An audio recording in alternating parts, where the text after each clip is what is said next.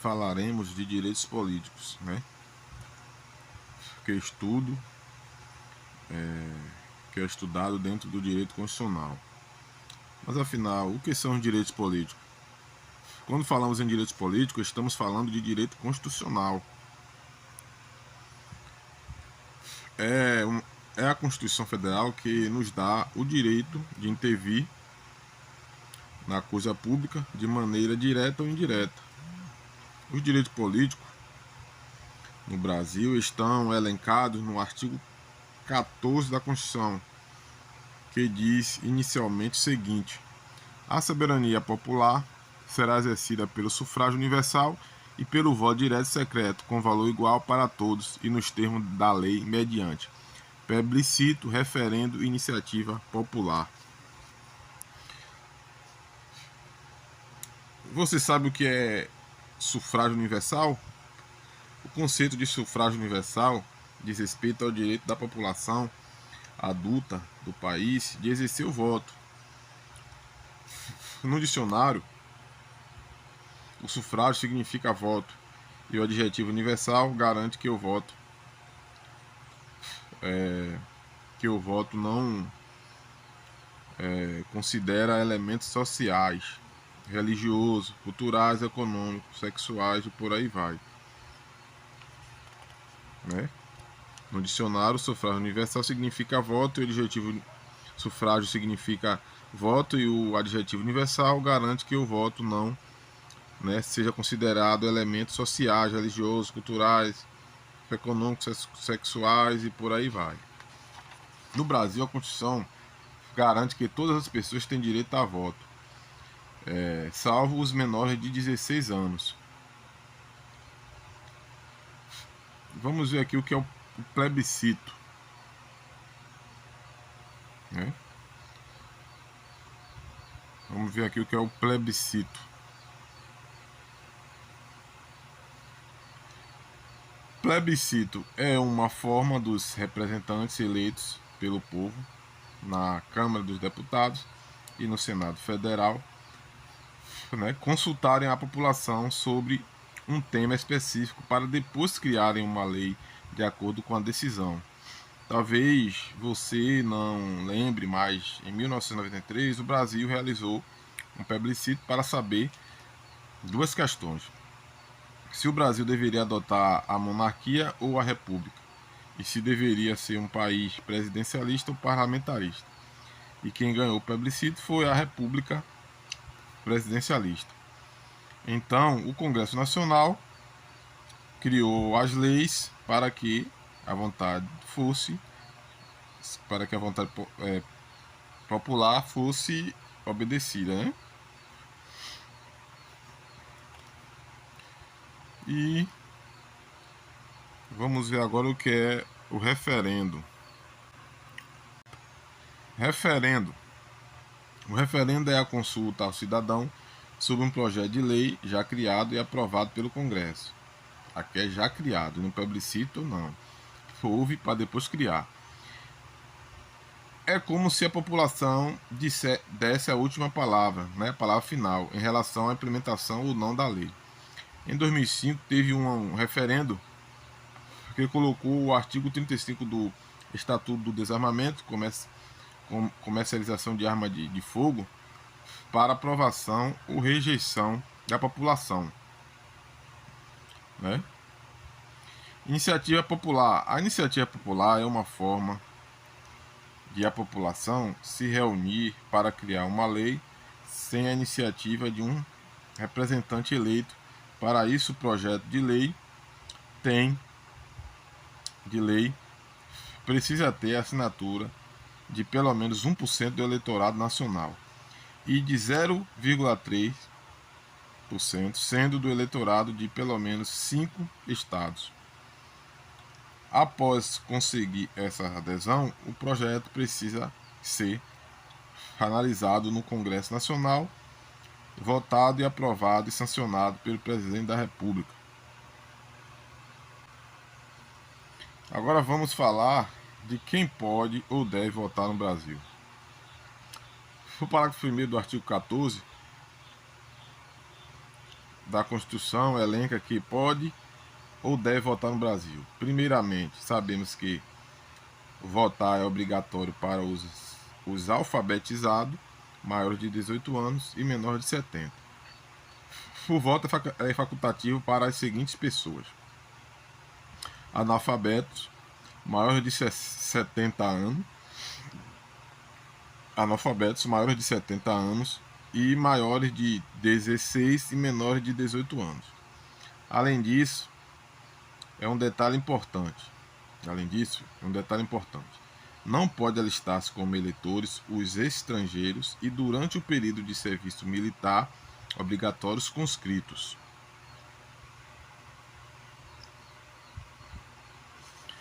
Agora, quem pode se eleger no Brasil? Quais são os critérios para se eleger um cargo público no Brasil? Primeiro, existem 5 critérios básicos indispensáveis. Primeiro, a nacionalidade brasileira. Segundo, pleno exercício dos direitos políticos. Há casos de pessoas com os direitos políticos cassados, por cometimento de crimes, por exemplo. O alistamento eleitoral, que é o registro do título eleitoral. Quarto, domicílio eleitoral na circunscrição, ou seja, você não pode se candidatar fora da cidade, estado onde você vota. A filiação partidária. Além desses elementos básicos, temos a idade, que é muito comum ser cobrado nos concursos públicos, as idades mínimas. Aqui, 35 anos para presidente e vice-presidente da República e senador, 30 anos para governador e vice-governador, 21 anos para deputado federal, estadual ou distrital, prefeito, juiz de paz, 21, e 18 anos para vereador. No caso do militar, há uma diferença sobre a sua elegibilidade. Caso ele queira concorrer a um cargo público, deve considerar o seguinte: se contar menos de 10 anos de serviço, deverá afastar-se da atividade. Se contar mais de 10 anos de serviço, será agregado pela autoridade superior e, se eleito, passará automaticamente no ato da diplomação para a inatividade. Lembrando que não são elegíveis os inalistáveis, quem não pode votar por qualquer motivo, e os analfabetos. Aquela perguntinha básica: parentes de político pode se eleger? Essa é uma pegadinha muito comum nas questões de direitos políticos. Entenda o conceito. Você já ouviu falar em nepotismo? Entenda o conceito. A prática é a prática pelo qual um agente público usa de sua posição de poder para nomear, contratar ou fornecer um ou mais parentes,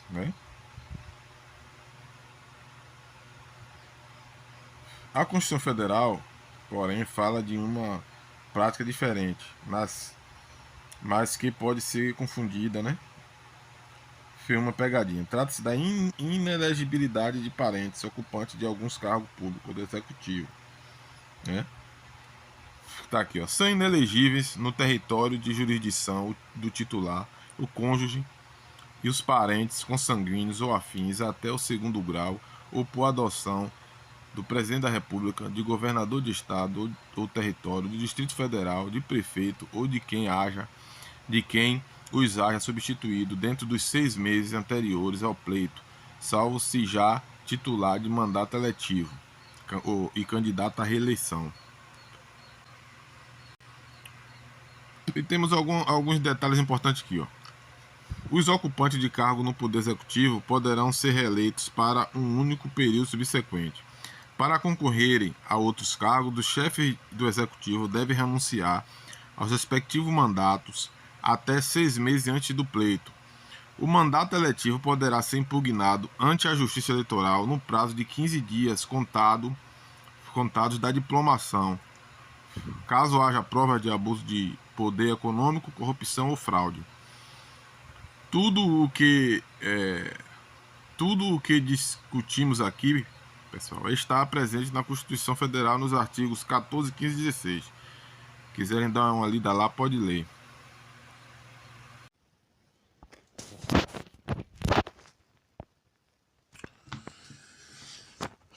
Pessoal, vamos falar agora da inelegibilidade. Quando se trabalha a inelegibilidade, né, não pode se esquecer que esse prefixo "in", esse prefixo aqui, "in", é um prefixo negativo, é um prefixo de negação. E aqui nós estamos diante de um direito político negativo, mas cobrado nas provas de concurso. Esse é o principal direito político negativo, cobrado em provas de concurso, que é a inelegibilidade. A Constituição Federal, ela trabalha a inelegibilidade de duas formas. A inelegibilidade, ela pode ser do tipo absoluta, né, que é quando a pessoa não pode se candidatar para qualquer cargo, né, e o problema é relacionado à pessoa. Por exemplo, o analfabeto, né, o analfabeto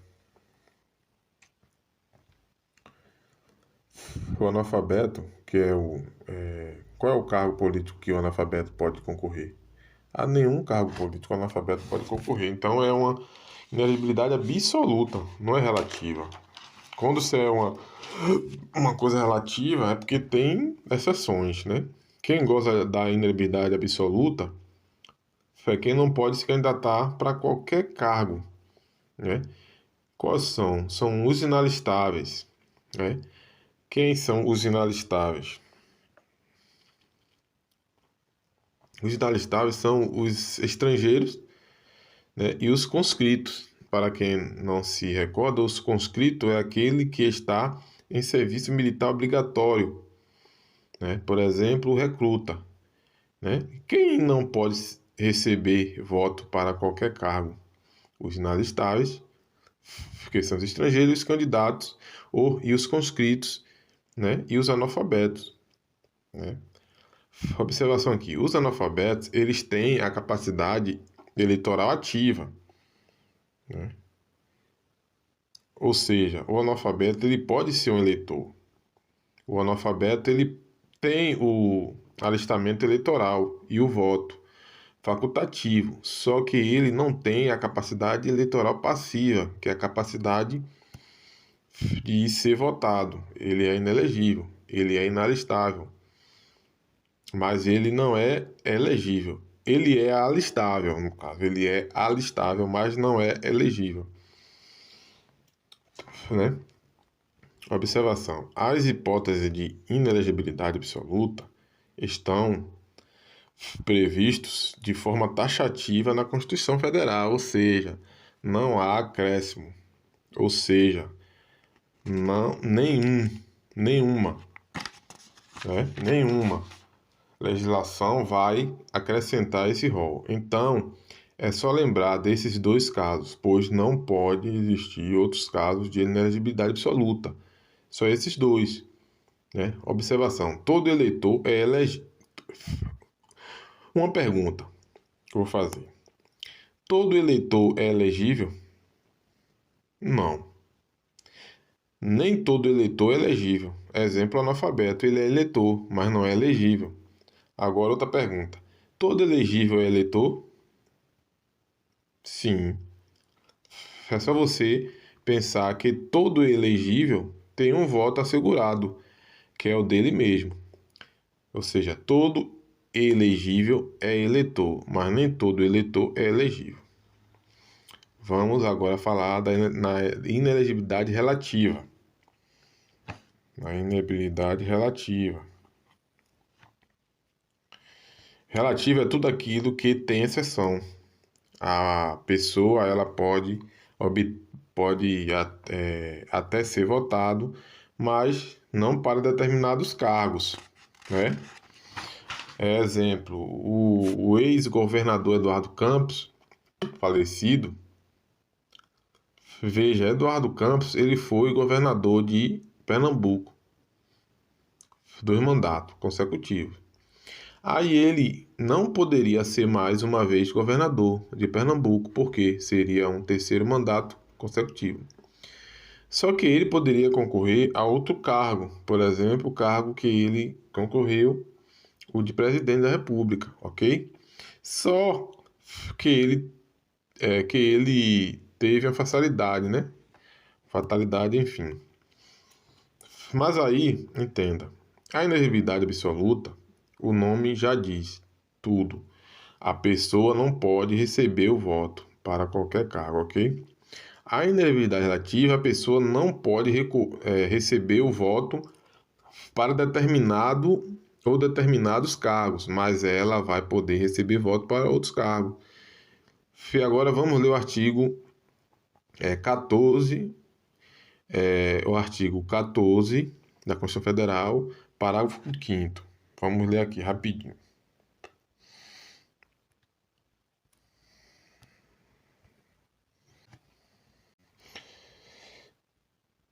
Isso aqui, ó. Diz o quê? O presidente da República, os governadores, o presidente da República, os governadores de estado, do Distrito Federal e os prefeitos, e quem os houver sucedido ou substituído no curso dos mandatos, poderão ser reeleitos para um único período subsequente, né? Vamos ler logo aqui o parágrafo 6º. Para concorrer a outros cargos, o presidente da República, os governadores de estado, o Distrito Federal e os prefeitos devem renunciar aos respectivos mandatos até 6 meses antes do pleito. Né, pessoal? Gente, qual é a primeira coisinha importante aqui? Só se aplica ao executivo. Você vê que só se aplica ao executivo. O presidente, né, que é o executivo federal, governadores, executivo estadual, os prefeitos, executivo municipal. Como se dá essa inelegibilidade para o mesmo cargo? Exemplo, vamos imaginar que o camarada é prefeito de Recife em 2 mandatos seguidos. Ele pode se candidatar mais uma vez? Poder pode, contanto que não seja consecutivo, né? Vedada o terceiro mandato consecutivo, não é vedado o terceiro mandato. Ele saiu, ficou 4 anos, depois voltou de novo, pode. É vedado o terceiro mandato consecutivo.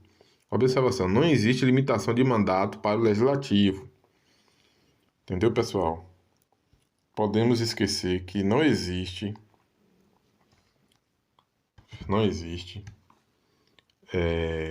limitação de mandato para o legislativo. Vamos falar agora para outros cargos. Um exemplo, eu sou do executivo e quero me candidatar a outro cargo. Esse outro cargo pode ser do executivo ou do legislativo. Por exemplo, o governador deseja se candidatar a presidente da República ou ao Senado, né? Veja, eu sou do executivo e quero concorrer a outro mandato, seja do executivo ou do legislativo. Se isso for a minha vontade, eu preciso renunciar até 6 meses antes do pleito. Essa renúncia é chamada de desincompatibilização. Cuidado com o outro lado da moeda. Eu sou do legislativo e quero concorrer a outro cargo. Se eu sou do legislativo, será que eu preciso renunciar 6 meses antes do pleito? Não preciso. Cuidado, pessoal. Lembre-se de Aécio Neves, era senador, concorreu à presidência, perdeu e voltou a ser senador. Entendeu, pessoal?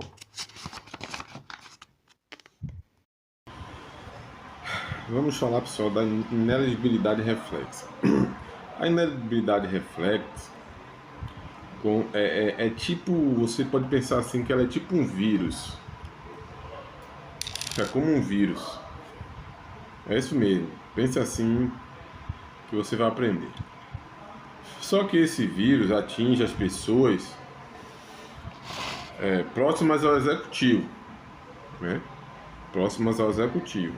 Esse vírus atinge aqueles que são próximos de alguém do executivo. Olha bem, quem é que são inelegíveis próximo do executivo? São os cônjuges, os parentes consanguíneos ou afins até o segundo grau. Pega também o adotivo, né? Tá tudo no parágrafo 7 do artigo 14.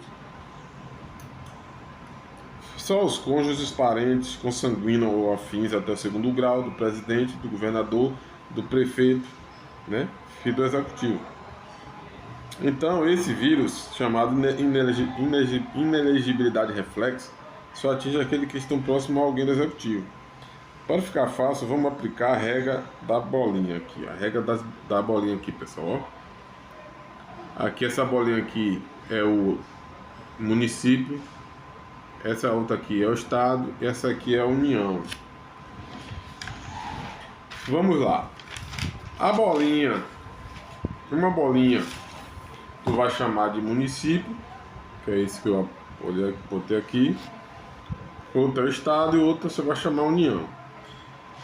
E a resposta é a seguinte: se a seta sair, né? A resposta vai ser sim. Se sair.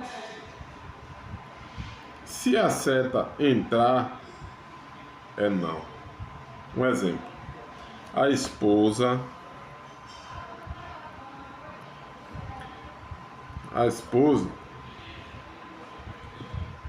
do governador. Se liga. O governador está em que bolinha? Na segunda bolinha aqui, né? Nessa aqui.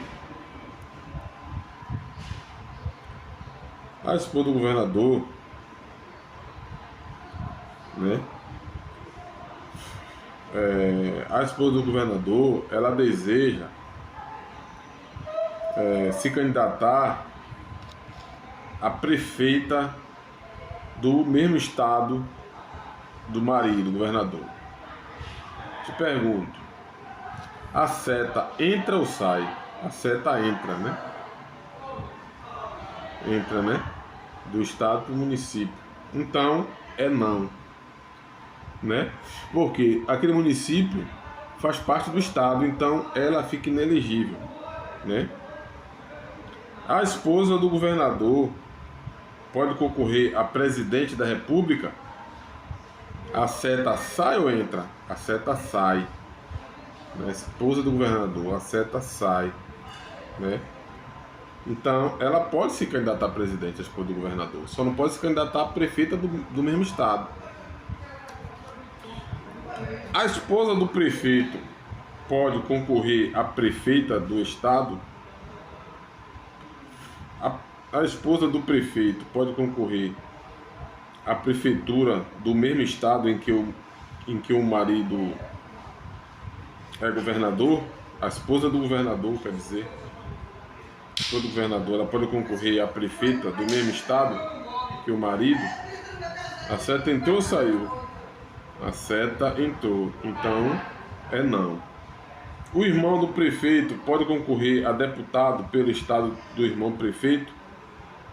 O irmão pode concorrer a deputado pelo estado que o irmão é prefeito? A seta está saindo, não é isso? O irmão do prefeito, por exemplo, do Rio, pode concorrer a presidente da república? O irmão do prefeito do Rio pode, porque a seta está saindo. Então pode. O irmão do prefeito pode concorrer a vereador da cidade onde o irmão é prefeito? Não, porque está englobando aqui dentro, então não. O irmão do prefeito pode concorrer a vereador em uma cidade onde seu irmão não seja prefeito? Aí pode, porque não está na mesma circunscrição. Ele pode ser vereador de outra cidade, pode. O pai do governador, o pai da governadora, ele pode concorrer a deputado federal ou senador. Ó, pessoal. OBS aqui bem grande. Deputados federais e senadores, as vagas são do Estado. Deputados federais e senadores, as vagas são do Estado. Então, o pai da governadora, né? Ela está querendo concorrer a deputado pelo Estado onde a filha é governadora? Não pode. Ah, mas é deputado federal. Não interessa, pessoal. A vaga vai ser do Estado. A vaga vai ser daquele Estado. Então, não pode. O esposo da senadora. E aí? Eu vou colocar onde? Eu não vou colocar em lugar nenhum, pessoal. Por quê? Senadora é do Poder Legislativo. E aqui só atinge aqueles que são do Executivo. Entendeu? Então, tem que ficar ligado. Pai de presidente deseja se candidatar a deputado estadual. Pai de presidente deseja se candidatar a deputado estadual. Não pode, porque o presidente ele é inelegível em todo o território. OBS, pessoal. Você tem que pensar. Você não pode pensar no cargo almejado. Você tem que pensar no cargo atual. No caso do deputado federal e do senador, você já sabe, a vaga do Estado. Então não pode concorrer pelo Estado que o pai, ou mãe, ou irmão é governador. Se a pessoa não é nada, né, e quer concorrer, né, a senadora, e aí? Porque senadora é do Poder Legislativo, né? Então não importa. Se ela é do Legislativo, ela não... um exemplo, minha irmã é senadora do estado tal. Se eu quero ser deputada federal do mesmo estado, pode ser? Pode. Por quê? É legislativo. Legislativo. Bota na sua cabeça. Legislativo.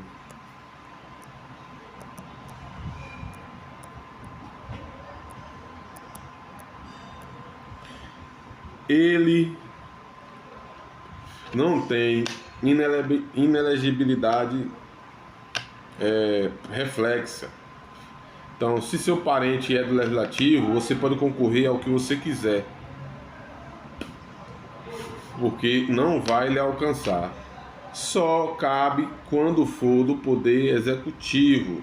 Legislativo não importa. Você pode ser senadora, pode ser deputado federal, vereador, que o seu parente pode concorrer o que ele quiser, porque a inelegibilidade reflexa, ela só atinge aos cargos do Poder Executivo. Pessoal, vamos falar agora, né, da exceção, a única exceção da inelegibilidade. Qual é essa exceção? Seguinte, ó, presta atenção. Eu sou deputado estadual pela Bahia, entrei em 2002, aí eu fui reeleito aqui em 2006. Continuei sendo deputado estadual, mas junto comigo, meu irmão venceu para governador da Bahia, em 2006. A pergunta, eu posso ser reeleito deputado estadual em 2010, agora que meu irmão é governador? Essa é a pergunta. Eu posso ser reeleito em 2010? A resposta é um enorme sim. Por quê? Porque eu já era titular de mandato eletivo, ou seja, do legislativo, né? Então meu irmão foi se candidatou a governador e ganhou junto comigo. Por quê? O cargo do legislativo não tem inelegibilidade. Não deixa nenhum parente inelegível. Cargo do legislativo. Então, como o irmão dele ganhou junto com ele já era deputado, então ele poderá concorrer de novo, sim, se reeleito.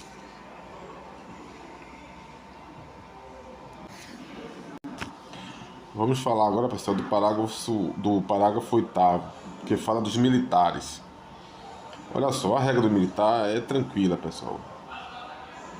O militar alistável é elegível, atendidas as seguintes condições. Se contar menos de 10 anos de serviço, deverá afastar-se da atividade. O que é afastar da atividade? É a baixa. É o afastamento definitivo. Segundo, se contar mais de 10 anos, será agregado pela autoridade superior. O que é agregado? É um afastamento temporário. Agora, se contar menos de 10 anos, ele será afastado da atividade. Aí é exonerado mesmo. Se contar mais de 10 anos, será agregado pela autoridade competente. Né? Ou seja, agregar é afastar temporariamente. E se eleito, passará automaticamente na diplomação para a inatividade. OBS, não é na posse, é antes da posse, né? Ou seja, a diplomação é aquela entrega de diploma, de certificado, é aquela coisa toda, né? Isso se dá antes da posse. Então, é no ato da diplomação e não na posse.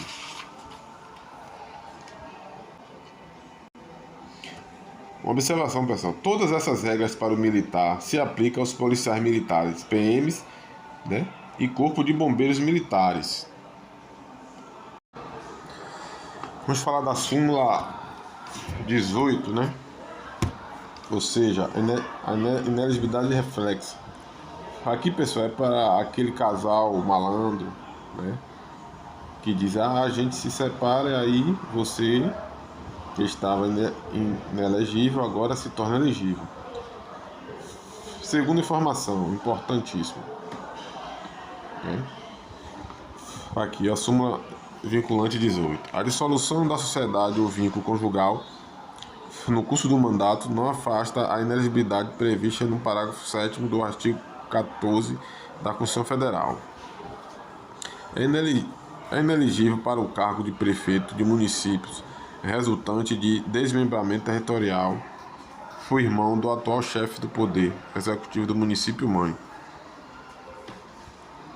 Presta atenção, pessoal. Por que irmão e não pai ou mãe? Por que isso aqui? Porque isso aqui veio de um recurso extraordinário, né? Isso aqui veio de um caso concreto, né? Mas a ideia é claro que vai atingir pai, mãe, filho, né? Aqui é irmão, porque o caso foi com um irmão. Aqui foi o seguinte, esse município aqui é Jaboatão dos Guararapes, município lá de Recife, Pernambuco. O cidadão que exerce 2 mandatos consecutivos como prefeito de determinado município fica inelegível para o cargo da mesma natureza em qualquer outro município da federação.